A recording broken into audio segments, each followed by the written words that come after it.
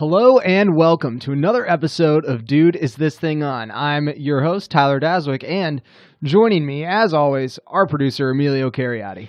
How's it going, everybody? Emilio, we have a good show for the people today. We are starting a little bit of a series for one of the rare times on Dude, Is This Thing On that we begin a little sequence. We are playing through the Halo games, the original trilogy of Halo games, Combat Evolved in 2 and 3, and that's where we're going to stop, I'm pretty sure. 2 and 3? Yeah, right? You don't think we're going to go any further than that? I mean, you don't want to, don't you have major gripes against 4 and...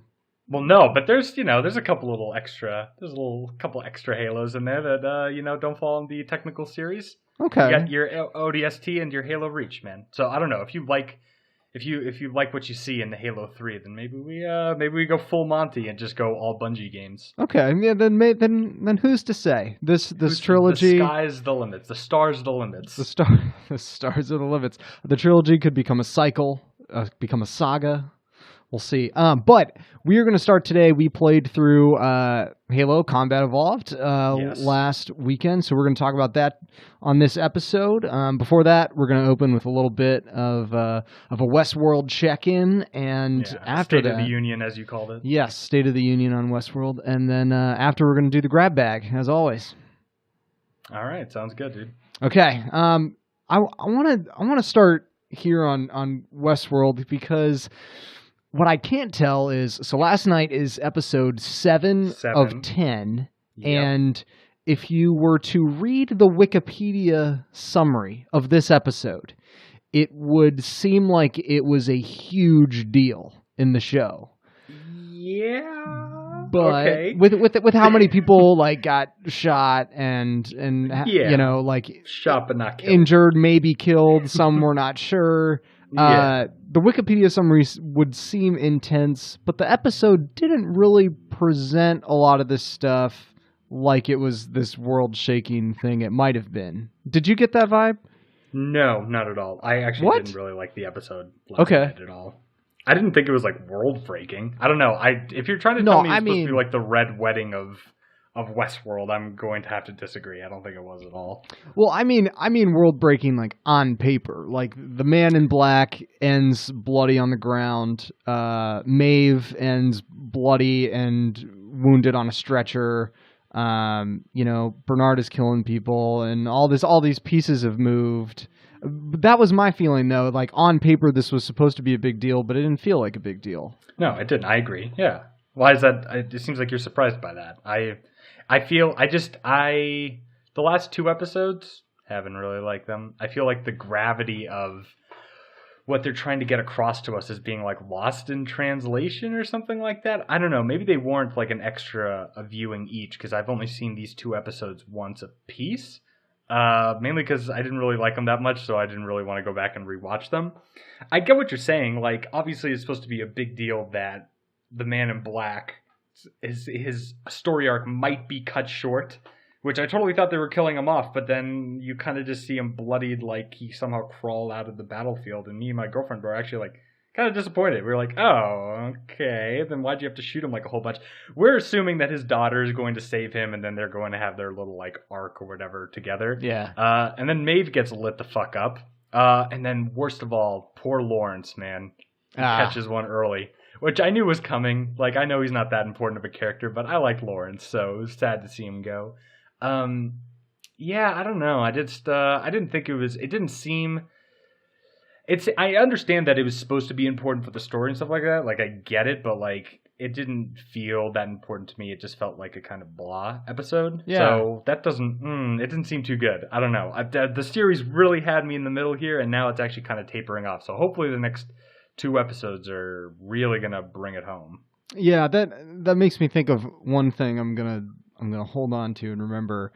But I just felt like they had all these huge moments and they presented them so lackadaisically. Like there was nothing presentation wise about the music or the cinematography or anything that was like, this is a huge moment for the show.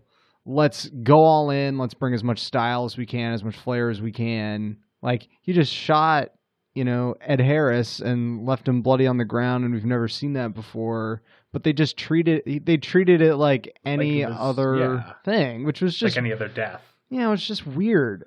Which is weird coming off of the Shogun World episode, which was really stylized and had great music and a great story. It was like they hit their peak with that episode, but that normally with seasons like this, especially like dramatic like action kind of shows on HBO, they hit their stride like episode 8. Yeah. Yep. And then everything sort of just like calms down for the last episode or two for the rest of the season. But I have a thought in the back of my head that they might have hit their peak a little fucking early with that Shogun episode.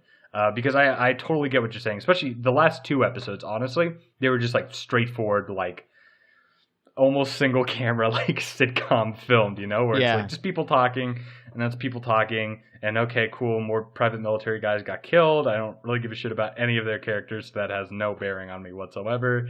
And more talking, and there's just like, I don't know. It was a lot of talking and not a lot of talking about like really important / interesting stuff. I get the whole fact that like Ford is alive, quote unquote, in the mainframe or whatever, but like, I don't fucking care. Yeah, like I really like Anthony Hopkins' character. I'm glad he made an appearance again for this season, but I feel like it was just an underwhelming sort of appearance. Yeah, I agree with that. And I don't say this to diminish the Shogun episode, because I thought it was cool too, and I thought the one, maybe it came right before with all the kind of like the repeated cycles where they're trying to clear that cognitive plateau with the AI, and he keeps screwing up. I thought that was cool, but I realized here, I was like, why did we go to Shogun World? Was it just that it was cool and they wanted to do some samurais in their show? Maybe, because, well, I don't know. Maybe it'll pan out later in the season or something like that. Because she left the Ronin and the geisha lady behind, but I forget her name, the red serpent counterpart Archer came with them. So obviously that's gonna coalesce at some point. Like, she got shot and taken away by these PMC guys, which, like, what the fuck? Why did that have to happen? Like, I don't understand why she had to get separated from the group like that. I don't know. But regardless, her group is still out there, and, I assume they will find and catch up with her at some point. So I feel like it's all going to come full circle. So right now, it doesn't make any sense why they went to the Shogun World, really. Like, story-wise, it was so that they could circumvent the bullshit and get to the prairie, bullshit, find the daughter, bullshit. Yeah. But long-term-wise, I don't know yet. It's probably going to be divulged later. I don't know. Yeah. If I sound underwhelmed, that's because I am. It was kind of just an underwhelming, like, I waited all week for this. Right. No, I agree. I was thinking, I was like, man, that episode felt a little bit different. Had a little bit of a different flavor, and it was a good kind of change of pace, obviously change of scenery and all this stuff. And I was like, it's almost like it didn't even happen. Like, it's just yeah, okay, we have one new Westworld character, but it just was like, if we never go back to it, that's really annoying, right? Yeah, that's true, especially since it was such an interesting world. Like, I want to go back to it. I figured they were going to actually spend a little bit more time there and maybe make that part of the rebellion that's going on in Westworld. But, like, I don't know. I don't know. It's too soon to say, I suppose. Maybe that'll pan out in fucking season 3. Who knows? Right. If they pull it off, it'll be awesome. But for right now, it's sort of just like, what the fuck? Like, why did you waste our hopes and dreams then? Because that episode was really fucking cool, and these past 2 episodes have been, I think, the worst in the season. Yeah. The last 2 episodes have been, especially the last episode. I thought the last episode was really, really bad. Definitely my least favorite. Just because, like, if you're gonna shoot 2 of your biggest characters like that many times, like Chekhov's gun sort of principle, one of them kind of has to die, and neither of them have. Yeah. They were both like mortally wounded, but they're gonna recover. If they don't recover, if they just, someone finds their dead bodies or whatever, like a couple episodes later, then that's really fucking stupid. I don't think they'd be that dumb. That would be like amateur hour shit. But yeah, like, I feel like if both of those characters got shot up, at least one of them probably should have died. As much as it would have sucked, because those are my two favorite characters. Like, this is coming from someone who fucking loves the Man in Black and fucking loves Maeve. Right. But, like, one of them probably should have fucking died right there. And it should have been a more impactful death instead of just getting lit up and then one crawls away and the other one gets taken away in a car. Cool. Right. It's like they have one last big hand to play, is my sense, that they're like waiting to drop something, but they've kept delaying it with kind of these dummy cards. Like Shogun World, they went, but it didn't impact the story at all. We find out Maeve has this like heightened control of all the other hosts, but that hasn't circled back at all. And she hasn't even used that at all. And all these little things. She's used it a little bit, but it's not been like super important as of yet. Right. It hasn't grown anything or really advanced anything. And they've kind of showed like, okay, we have this ace and we have this king. And I'm tired of just being like, okay, like I get it. Now just play all your cards. Right. You know, like, yeah, that's a good analogy, actually. Yeah, thank you. Yeah, you're welcome. Credit where credit's due. If you're on the podcast, we don't steal other people's credit. All right. Well, listen, man. Like, that was dumb. I'll cut that out. That was. I'm gonna save some face right there. Fuck it. Well, look, yeah, I think we're both pretty underwhelmed.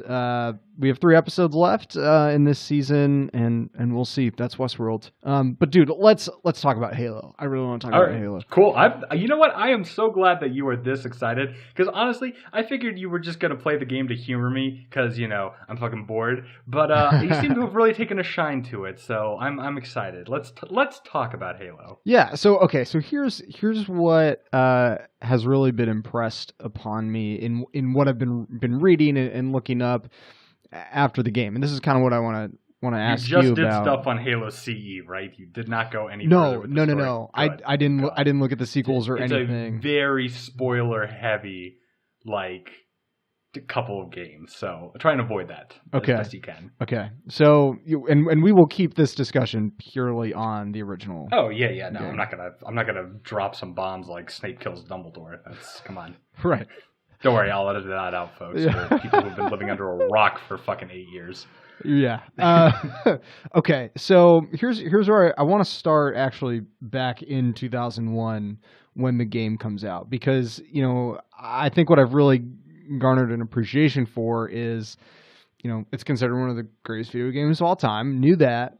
Knew it was everywhere when we were growing up, and I definitely played the multiplayer and did split screen with my friends and all that stuff. Dominated 4th grade cafeterias throughout the world. Right, exactly. But I think what I am missing is sort of like a direct education on how exactly Halo causes these ripple effects in video games specifically. So. Shooters in 2001, what's out there? What's kind of like the world of shooters or video games that Halo is entering into? Good question. Let me educate you. This is where I'm gonna really fucking nerd out. But shooters in 2001 were not great, and I don't mean there weren't any great shooters out there, because there were. Right. You had Doom, like classic Quake 2 at this point, even Quake 3 I think might have been out, Duke Nukem, a handful of other shooters, System Shock and stuff like that, but all that shit was happening on PC. There weren't any shooters really on like consoles. Any really good shooters, any that had like really nailed down like fluid mechanics as well as like a mouse and keyboard really could. Okay. And so Halo was really the first game to get it right on like a controller, because you had some shooters on like N64 and stuff like that. You had like GoldenEye and shit like that.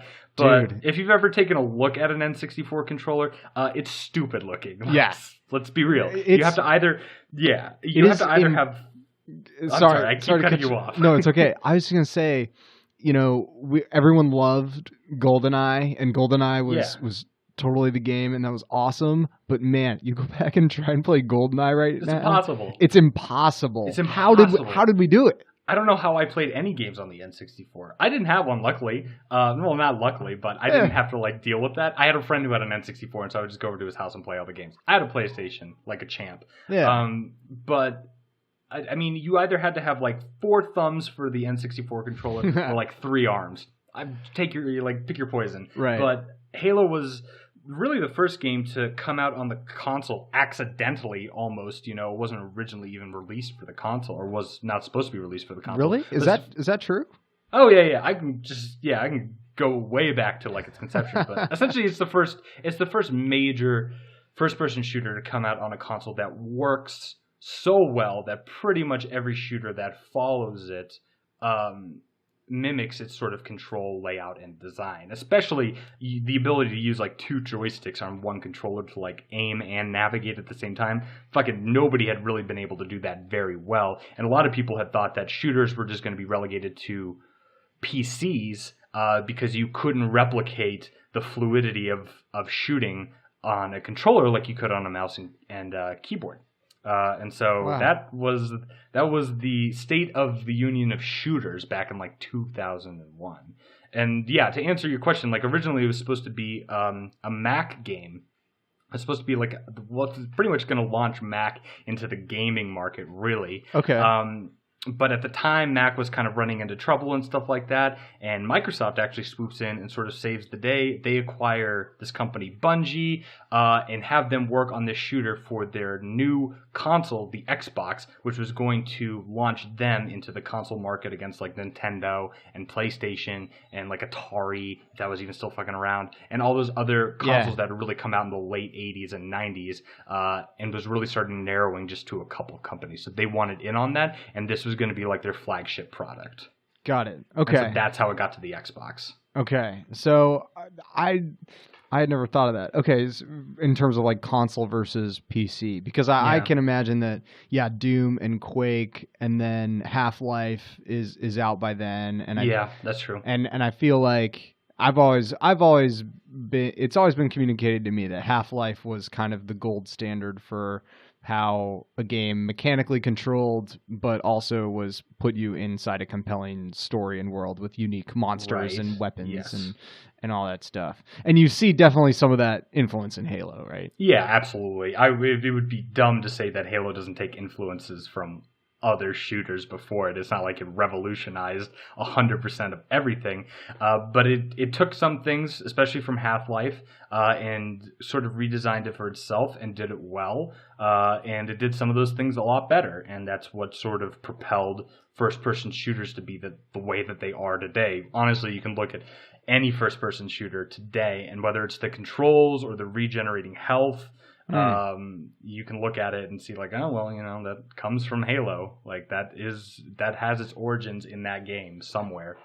Yeah. Okay. So I want to kind of get into those sort of specifics too, because I think the control thing is cool and a clear innovation and is obvious, and now if a shooter doesn't do that, it's insane. And I don't know any shooter that doesn't now. Yeah. But we are going through the campaign, and I think like my primary Halo experience before this was just the multiplayer, and that obviously was a huge deal. But was the campaign itself, in terms of like something like level design or I guess level design or story, was that doing anything innovative too? Yeah, I mean, I guess the story, not so much with the first one, because here's the thing. When they were making Halo, they didn't think that it was going to be as popular as it was. Bungie had moved from like Chicago, and they had made a couple other games before that were semi-successful, but they had run into a lot of financial problems because their last game didn't do so well because of a bug on it that would essentially like brick your computer, and so they had to have like a massive recall. So they financially weren't doing very well, and they had to be acquired and stuff like that. So people were hopeful, I guess, but they didn't expect it to do as well as it did. So story-wise, I don't know too much about the first game. I mean, you played it. It's a pretty good story. It's compelling enough to like follow and stuff like that. It definitely gets way better in the second and third game. And I think the second and third game's campaign stories are what really sort of reinvent sort of the wheel in the way that stories are told. They really kind of cemented like the movie-esque quality of telling a story in video games. Okay. That's more in the second and third game, though. With the first game, not so much. What I will say is, though, level design, absolutely. They just the way that they designed levels and stuff like that, and the amount of options that they were able to give you, called the sandbox. And that includes routes that you can take, flanking routes, like cover and shit like that, weapons, essentially anything that you can use in the world to play the game and to interact with the characters and stuff like that was like super diverse for a game in 2001. And then the AI is tremendous. I remember reading reviews of Halo 1 before I bought the game, because I bought it a little bit later because I didn't have an Xbox and I only had a PC. So the PC version of it came out like 2 or 3 years after the original one. Okay. And I remember reading reviews and stuff in like Game Informer, and it was just raving about the AI and how they would duck and dodge and weave, and they would jump on top of boxes to get a better like shooting position and shit like that. And that was like really revolutionary at the time. That only got better with like subsequent games, and it's still... the current AI in Halo is dog shit. Like, if you go to Halo 5, it's like, it's weak. It's weak. Really? It's like, oh yeah. People consider it like just a like pathetically terrible AI. But if you go back to the original code in the first 3 games, and even in, ODST and Reach and stuff like that, like, that is like considered like a gold standard for some smart ass AI that like really can like ruin your day if you give it the opportunity.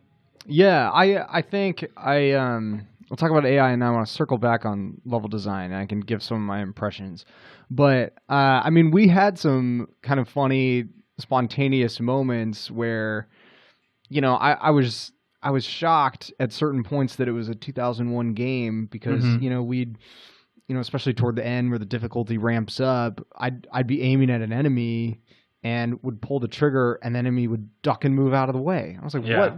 17-year-old games don't have stuff like that. Like, like now I have to adapt and react to what a computer is doing. That's 17 years old. That's crazy. And we had that goofy moment where one of the Marines in the squad got stuck with a plasma grenade, and he panicked, ran back into the center of the squad, and everyone just blew up, and blew up the whole thing. It was awful, but it was like it's an example of like strategy from your enemy, but also like kind of the reaction of your allies, which I mean that's just like a funny little one of those good little spontaneous gaming stories that you tell your friends when you're just kicking the shit. Like exactly. It's full of that. It's full of that. Like it's all the little. Like, I kept saying this over and over to you. Whenever you'd see something different that you like, something small, I'd be like, it's the little details in this game, Tyler. It's the little,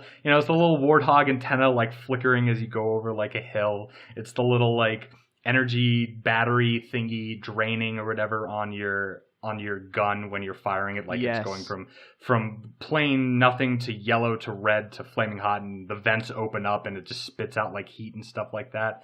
And it's the small stuff. I don't know. So, yeah, it's riddled with that. And if you have to play the game multiple times to catch every single interaction with an AI, because there's so many different ways that they can outmaneuver you, especially on higher difficulties. Like, we played through it on normal, just to really dip our toes in the thing together and stuff like that. And like you said, towards the end you could really see it, but if you play that shit on legendary, it's like impossible to blow anything up with a grenade, because you throw it and they immediately react, they get the hell out of the way, and then you pretty much like waste a grenade or a rocket. That happens like all the time because they're smart enough to not be tricked by that like really basic interaction where you throw a grenade and you expect to kill everybody, but it whiffs because they all got out of the way.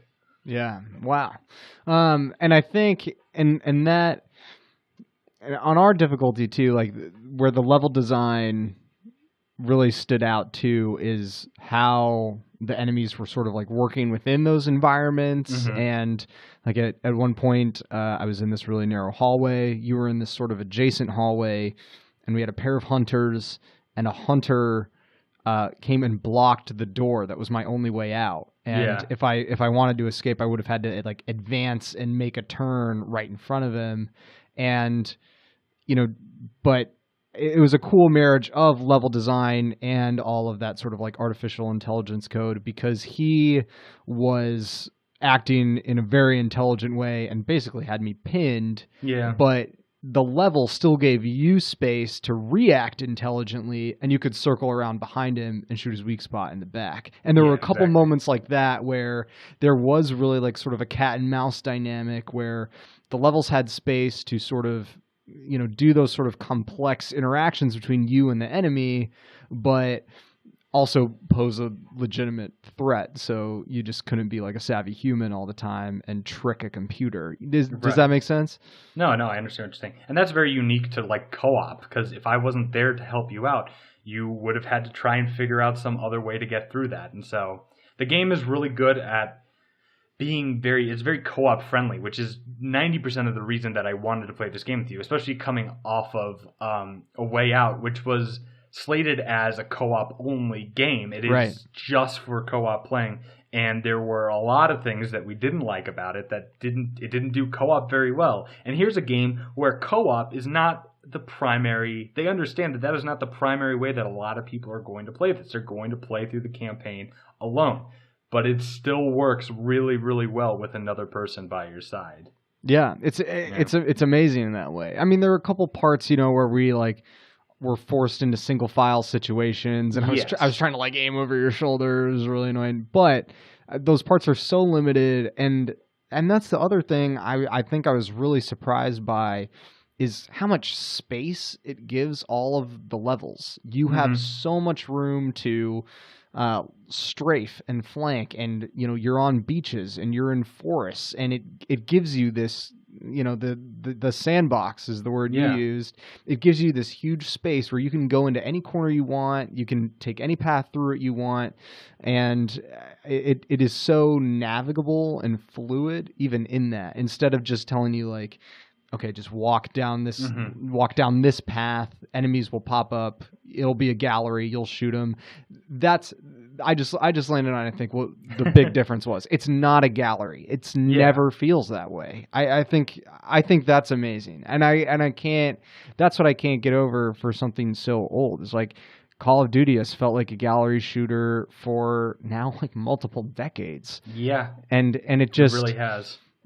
Like these guys at Bungie's the developer. Yep, Bungie is the developer. Yeah, like it probably just was something that maybe felt really intuitive to them. It's just like, why don't we just give people more space, and then they can strafe and walk around and have some strategy, you know? And that was really revolutionary too. You pointed out another thing, like we mentioned all these games. Half-Life opens up a little bit more, but there's still a lot of like hallway kind of shooting in Half-Life, especially the first one. I mean, I haven't played through the whole series. I've only played bits and pieces, but from what I've seen, it can be kind of claustrophobic sometimes, and that works for that gameplay fine. Like claustrophobia works for Doom fine, but in my personal opinion, it's a lot more fun when you have options.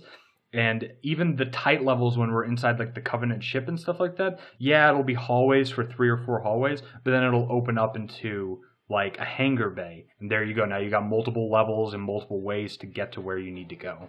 Yeah. And I think that's an example too of level design complementing gameplay. And that was one of our biggest points of praise with Doom, is that everything about Doom is made to be fast and powerful. Yeah, and so it did that well. Right. So it tries everything it can to get you in these really large, spacious, but still contained arenas. So you can run around and jump and platform and do all of this stuff while you shoot. And it's really easy to pick up and play that game, weirdly. Yeah. And Halo is the same way. The mechanics of this game are kind of floaty and a little bit unusual, definitely untraditional for shooters. Just the way there's no recoil, the way you jump, like your speed, and really even like the height of your character. I feel like you're always looking down at. No, you are. Enemy. You're like 7.5 feet tall. That's hilarious. You know, like all this stuff, but the level design makes all of that feel really normal right away, and you are kind of, the game teaches you in a really intuitive way how to play it, and that's a different mode than any other shooter, which is again, to its credit, it's really cool. Pretty much once you're halfway done with the third level of the game, you have mastered everything. From then on out, it's no longer, you don't need to learn anything else, because by halfway through the third mission, they introduce like the last Covenant enemy that you will be introduced to. And yeah, they introduce another enemy a little bit later. I don't want to potentially spoil that for someone who's been living under a rock for 17 fucking years. Yeah. But by level 3, you're pretty much done. You got it. And so the next like 8 levels are just have fun, And I really like that about it. It doesn't like hold your hand. Yeah. The other thing I wanted to ask you about, you teased this a little bit when we were playing. Can you explain the 30 seconds of fun philosophy? Because I think that plays into this whole conversation we're having about the level design and mechanics and everything. Yeah, so I forget who at Bungie like pitched that idea or like trademarked that fucking name. It might have been Jason Jones. He's like one of the founders. I forget. But someone at Bungie had the idea of 30 seconds of fun, which is essentially if you can entertain the player for 30 seconds and make it a really, really fun, really, really interactive, super distracting 30 seconds, then you can just pretty much repeat those 30 seconds over and over and over again for like an 8 to 10 hour game, and they will be none the wiser. And so the 30 seconds of Halo that's really fun is just seeing an enemy, engaging the enemy, killing the enemy, and overcoming the enemy. And you do that for 30 seconds each engagement, and then it goes again and again and again and again and again until the end of the game. That will change a little bit. Like, they still stick with the 30 seconds of fun philosophy, obviously, but the way that you have fun will sometimes be changed up a little bit, like in the later games with like more vehicles and stuff like that to sort of, break up the pacing and stuff. Right. But I think any successful game, really, any successful shooter anyway, follows that same philosophy of 30 seconds of fun. I have picked up shooters before where I'm 5 minutes in and I haven't had a single second of fun.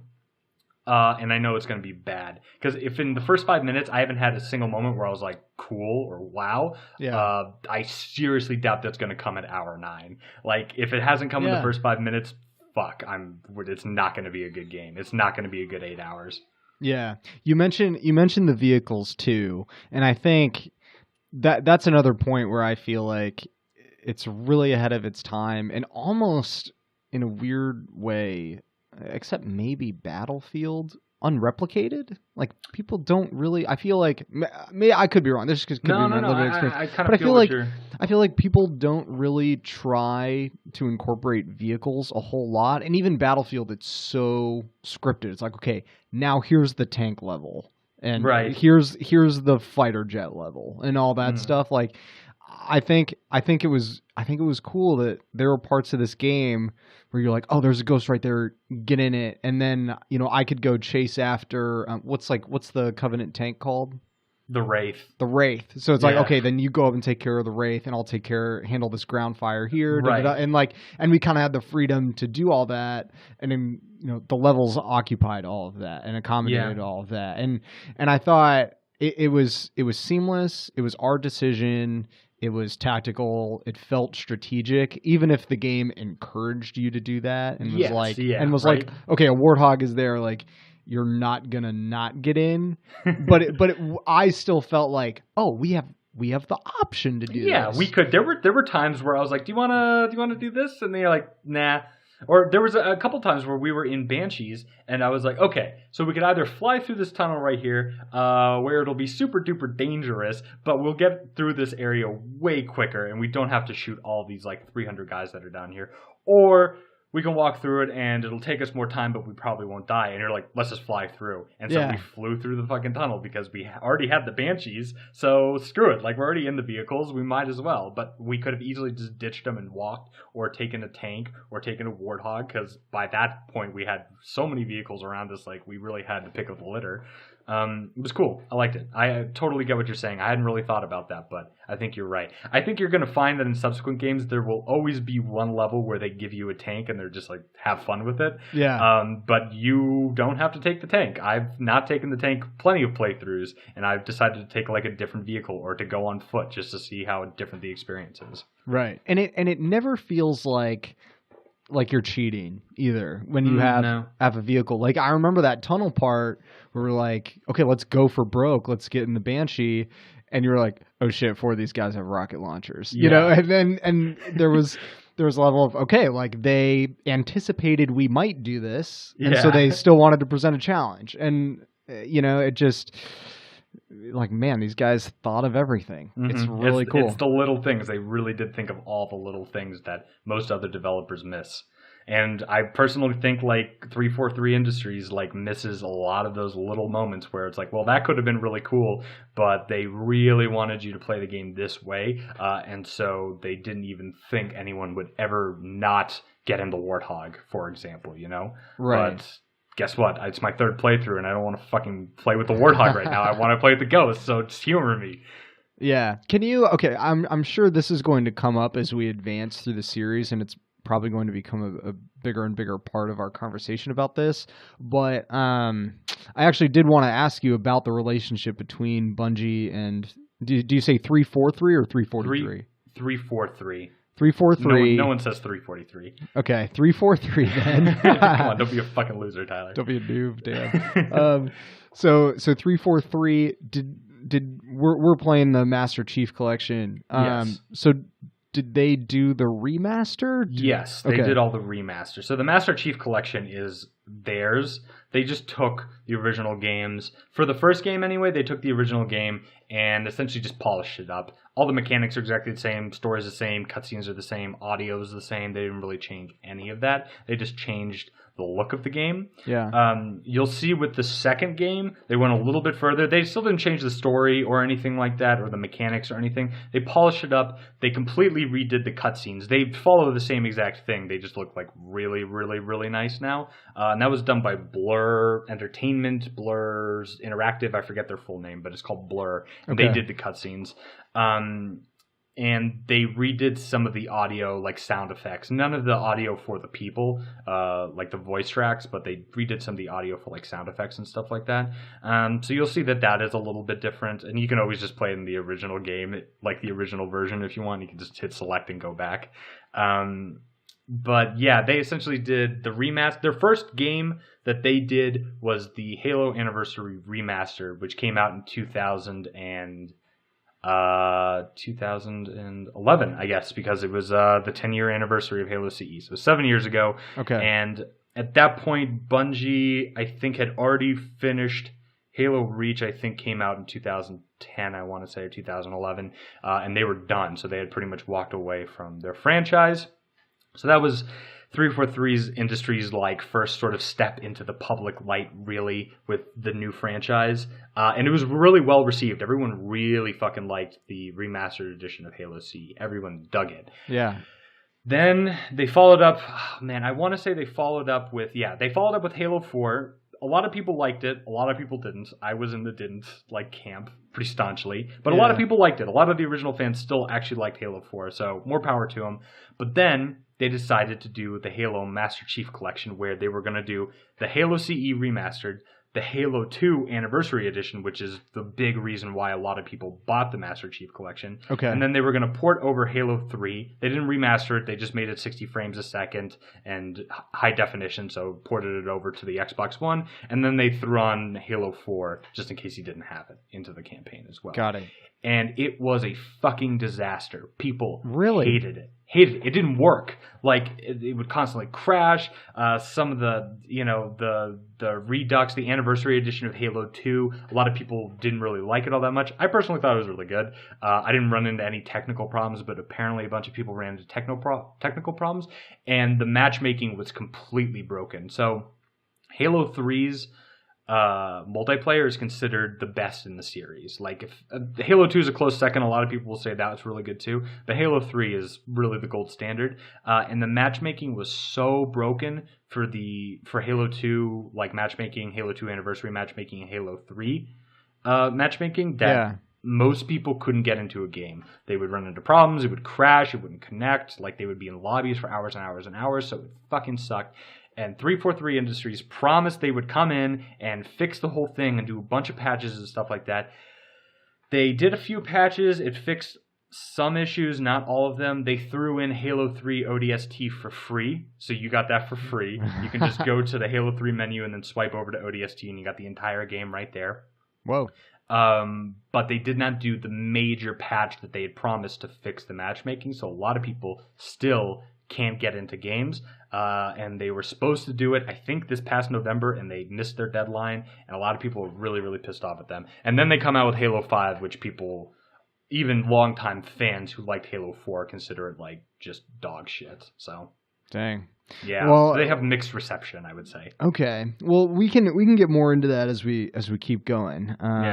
But listen, man, like this game's good. Like I get it, you know. Like I think my biggest worry was, man, I'm gonna play a 17-year-old game. You know, there's always that worry that, like, you watch Cheers. I remember like starting Cheers for the first time, and Cheers was such an influential television sitcom that, and Seinfeld is similar too. There's the Seinfeld effect where it set all of these like precedents for what television comedy would be and what sitcoms would be, and made all of these rules that every show after it would follow. So if you grew up after Seinfeld or got into, you know, comedy after Seinfeld and then go back and watch it, it feels old-fashioned and kind of boring in a weird way. Yeah. I mean, it's no different if you watch the Three Stooges, you know? People die laughing at that shit, but, like, you know, you can only see Moe get poked in the eye so many times before you're like, all right, I fucking get it. Yeah, but I was worried there would be a sort of Halo effect where, like, I've played a fair amount of modern shooters, and I was worried I'd go back and Halo would feel stale. But as we've been talking about, they did so much that for whatever reason people haven't been able to do as well even now, and so it's a cool experience, man. Cool. I'm really excited for you to finish up the series because, I mean, okay, so, you know, you're a big reader. You like your stories. How do you think so far the story is going? Because the first game is probably the weakest story-wise, in my personal opinion. So what do you think of it so far? Do you like it? Do you get it? Like, do you think it's a good sci-fi story? I mean, obviously it's not. I don't think it's a fucking Academy Award-winning drama. But as far as, like, sci-fi goes, I think it's pretty good. I always really loved the Halo, like, story. Yeah, I think on two levels. I think it's on two levels. I think the actual story we play through is pretty simplistic and kind of like standard video game. It's not bad. It's just simple. It's like, all right, you know, we think it's, you know, it's one enemy. There's a twist, and you know the twist is cool, and affects the gameplay in a cool way, which you want. But you know, overall, it's like, you know, go here, we got to destroy this, make sure we do it right, you know. And like, okay. But what has me excited for the sequels is the world they've hinted at around it. Just like the concept of the Halo is really cool, and that's very creative. The Spartan sort of super soldier thing they have going on is pretty cool. I think, you know, like you said on the show today and through our whole playthrough, there is an attention to detail that says they have thought about all this other stuff that they didn't show us. Right. And so I think that the creativity they have, like, case in point, all of the names are awesome. Like the Halo is a very kind of cool resonant thing, but the way all the vehicles are named, and you know, as you pointed out, which I hadn't made that connection before, but it's so obvious, like the Covenant have all these spectral names for their vehicles, and the humans have animal names, and all this stuff is so intentional, and you can tell it was just thought out, for lack of a better word, that it gives me a lot of confidence in the story, and makes it so much easier for me to buy in, because you can sense that it's complete, and they weren't just kind of like, you know, doing anything arbitrarily. Cool. I think you're gonna like the second game because that's probably the most complex story-wise, and where everything really, really, really gets fleshed out. And if you pay attention to like the small details, you're going to pick up a lot of like really interesting stuff that's going to pan out. Not only later in the game, because if I remember correctly, it is the longest of the three. It's like 15 missions, I want to say, and they're pretty girthy. There's a couple of really long ones in there. It'll definitely take us more than 1 weekend to play through the second game, I think. Okay. But there's stuff that's going to pan out later in the game, and there's stuff that's going to pan out in the third game too. That if you can pick up on the second one, you'll be able to definitely pick up like what it means in the third game. So I think you'll really like it. Cool. I'm excited, man. That is Halo Combat Evolved, Halo CE, as I'm learning it's called. Yes. And I'm playing it on the Master Chief Collection. Is that what you're doing too? Yeah, of course. I don't think the original discs actually work on the Xbox One. Sure, so sure. if you're playing on the Xbox One, I think you have to play the Master Chief Collection, or at least the Anniversary Edition that came out like standard like 7 years ago. But if you have an old Xbox, I have an old Xbox in the closet somewhere, or 360, you can play the original copy of the game. You could probably buy it for like $2 at any GameStop now, and play along with us, I guess. Yeah, cool. Well, that's Halo. Let's do a quick grab bag, man. Cool. What do you got this week? I started watching The Last Man on Earth, and it's really fucking funny. And I don't know why it took this long, because I really like Will Forte, but for some reason I just didn't get around to it. I have never seen it, so it's pretty good. You should check it out. I like Will Forte. Yeah. So tell me about it. What kind of comedy is it? It's Will Forte comedy. I don't know if you're a fan. He's so like unique. He's so specific to his type of like comedy. He's Will Forte in the show, really. He plays this guy named Phil Miller, who is the last man on Earth. And by the end of the first episode, he finds the last woman on Earth, and it's sort of like a marriage comedy set in like a post-apocalyptic kind of scenario. So if that's already got you interested, definitely check it out. But if you've ever seen the fucking hysterical MacGruber, the movie, then you'll kind of have an idea of exactly what to expect for The Last Man on Earth. There's a lot of like screaming and yelling and him crying and panicking and sort of scrambling around to figure out. He's like he's not an asshole, he's just an idiot. And so he just fucks up a billion things, and then it's him scrambling around trying to fix them. And more people end up showing up to like their community and stuff like that. And so it's just like a marriage community in this cul-de-sac, but everything around it is completely destroyed. So it's just like a really funny cast of characters in a really funny setting. That's awesome. Definitely check it out. I'm on like halfway through season 2. Cool. Do you know what? I know, unfortunately, it's just canceled. Yeah, at the same time as Brooklyn Nine-Nine, they both got the axe at the same time, except it didn't get fucking picked up and saved at the last second. Yeah, for whatever reason. Was Last Man on Earth also on Fox? Yeah, they're both on Fox. Man. Yeah, I don't know what the hell Fox is fucking doing, man. They need everything they can get to compete with NBC, and they just handed them, because Brooklyn Nine-Nine went to NBC, right? Right. They just handed them a major fucking show. What the hell is wrong with them? I don't know. Stupidest thing I've ever seen. Yeah. Well, how are you watching it? Is it on Hulu or something? It's on Hulu, yeah. You can just check it out on Hulu. Okay. I think it's had 5 seasons. 4 seasons are up now. I think it just finished up its 5th season before it got axed, and I don't think I think it's just immediately terminated. I don't think they're getting a 6th season, so it's going to be like a Raising Hope sort of scenario where you're not going to be able to finish it up. Yeah, that is the first show I thought of too, but yeah, shows that didn't end. Yeah. It's like Raising Hope, 3 other shows, and then you think of Deadwood, and you're like, oh, yeah. Well, I like to compare it to Raising Hope because it's pretty similar. Okay. And Raising Hope had like 5 seasons before it got axed, so it had a life. It wasn't Firefly where it was shot in infancy. Yeah. It got to its preteens at least, show-wise anyway. Cool. That's Last Man on Earth, and you can watch it on Hulu. So dude, for my my GB this week, I'm doing a movie that's coming out Friday. It is from A24, which did one of your favorite movies from last year. It Comes at Night. Yes. And following in that tradition of kind of their annual horror movie, this year it's Hereditary, which is the scariest movie I've seen in a theater in a long time. It fucked me up, dude.